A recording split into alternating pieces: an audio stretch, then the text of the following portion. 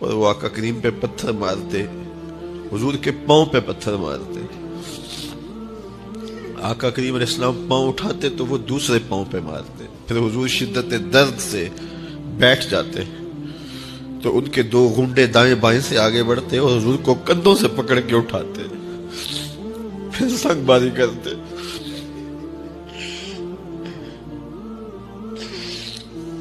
نالین حضور کے خون سے بھر گئے. عذاب کے فرشتے حضور کے پاس آئے کہ اگر آپ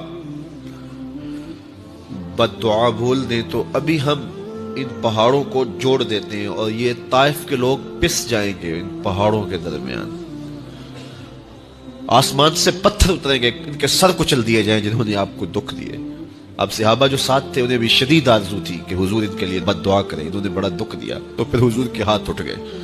جب کھلے تو لفظ کیا تھے، اے اللہ میری قوم کو ہدایت دے.